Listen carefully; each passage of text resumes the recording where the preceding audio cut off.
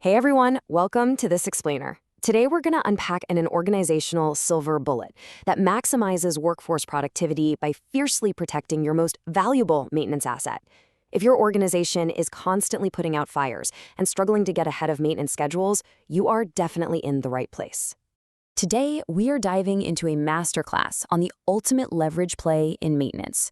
We'll run through the separate group principle, the temptation of today, and the reactive maintenance trap. Then we'll unpack the power of 17, explore alternatives to pulling wrenches, and finish up with protecting the planner's role. Let's get right into it. Section 1. The separate group principle. Structuring for the future. Setting up a proactive operation starts with one foundational rule. Principle 1 dictates that planners absolutely must be organized into their own separate group with their own supervisor. And crucially, they cannot pull wrenches. A planner is never a member of the craft crew they actually planned for. Now, this isn't just some administrative red tape. It is a strict structural mandate designed to remove temptation and keep them completely focused on the future. Section 2, the temptation of today, the urgent versus the future. So why do we need such a rigid structural rule just to keep planners off the tools? Well, it comes down to fundamentally conflicting priorities. Think about it. A crew supervisor is under intense, immediate pressure to fix broken equipment today, but a planner, their entire job is to prepare work for tomorrow. If you put a planner under the direct authority of that crew supervisor, the screaming urgencies of today are always going to drown out the quiet preparations for tomorrow. This contrast creates an incredible temptation on the shop floor. Picture a critical breakdown. A supervisor or even a peer might easily justify borrowing a planner just this once, saying, hey, the planner is a qualified welder who can come help us out. Because planners often have superior craft skills, the pressure from the crew to pull them in to execute a repair is just immense. And it's not just the crew doing this. Management often unintentionally fuels the fire. When a manager is shouting, put that pump back online today, it forces the supervisor to choose between those long-term planning guidelines they heard about last year and the massive crisis right in front of them. Naturally, they grab the planner. Which brings us to Section 3, the reactive maintenance trap, a self-fulfilling prophecy. Giving into this temptation doesn't just delay tomorrow's work, it triggers a catastrophic organizational death spiral. Here's exactly how it builds. Step 1, supervisors pull planners away from their desks to pull wrenches. Step 2, less proactive work gets assigned because the planner isn't planning. Step 3, the plant's maintenance becomes completely reactive. You're just constantly chasing breakdowns. And here is the truly dangerous part, Step 4. Management looks at all this chaos and falsely concludes that they actually need those planners out on the floor just to survive. It's a total self-fulfilling prophecy. The crucial takeaway here is that this is not a failure of personal discipline by your supervisors or your crew. It's a structural flaw. You can't just ask people to resist the temptation of using a brilliant mechanic in an emergency. You have to structure the organization so the temptation doesn't even exist in the first place. The maintenance manager has to be the one making that call, not a stressed-out crew supervisor.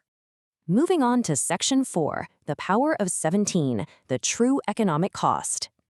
To truly grasp why organizational separation is the only answer, we have to look at the staggering math behind a planner's true value. This data genuinely shocked me.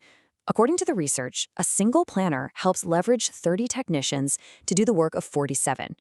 That means one planner is effectively worth 17 people. Think about that for a second.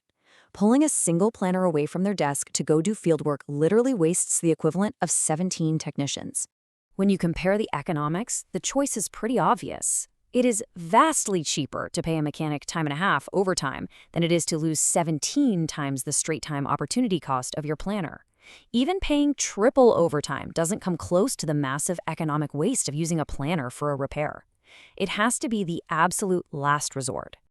Section 5. Alternatives to pulling wrenches. Forcing new solutions. So if pulling a planner is completely off the table, what options does a supervisor actually have when a crisis hits? Well, by structurally isolating the planner, we force the supervisor to explore a bunch of other avenues. They can assign more capable technicians, authorize overtime work, extend the job duration, utilize contract labor, or even borrow help from another crew or craft. You have to exhaust all of these solutions to fix an immediate problem before anyone should even think about touching the planning resource. And finally, Section 6. Protecting the planner's role, guarding against silent threats. Keeping planners off the tools is only half the battle. They also need fierce protection from non-planning administrative duties. The source material shares this staggering, honestly almost comical example. One plant used their planner to cover vacations for 5 different crew supervisors. Since everyone got 6 weeks of vacation, the plant effectively arranged for 36 weeks out of the year to have absolutely no planner. They committed those 17 persons of leverage to a single-person duty for over 2/3 of the year. They checked a box saying they had a planner, but they didn't actually have planning. Because planners are typically highly skilled, great communicators, and, easy to locate, sitting right there in the office, they become prime targets for well-meaning but destructive non-planning duties. They get pulled into being fill-in supervisors, IT liaisons, reviewing engineering drawings, or sitting on safety investigation teams. These are definitely worthwhile activities, for sure, but every single time you assign one to a planner, you are throwing away that 17-person leverage. And it's not just the formal duties that take a toll. Planners are also constant victims of what are known as shirt jerks. Imagine someone walking by and physically tugging on your shirt sleeve saying, "Hey, can you do this for me? It'll only take a minute." These constant, tiny, seemingly insignificant requests completely destroy a planner's focus on future work. Now, you might be wondering, is there ever an exception? A planner might handle extra tasks if they're planning for a very small group, but this comes with a strict self-regulation constraint. They can only participate in outside tasks if they successfully plan all of the plant's unplanned work. The second the planning slips, all those extra duties have to cease immediately. Ultimately, grouping planners together structurally in their own department doesn't just protect them from distractions and shirt jerks, it builds specialization. Preparing work for the future while everyone else is scurrying around fixing things today is a really difficult, unique skill. Planners need to collaborate, reinforce each other's habits, and master the techniques of planning together. So I want to leave you with this question as we wrap up this explainer. Look closely at your own operations. Are you structurally protecting the immense leverage of your planners?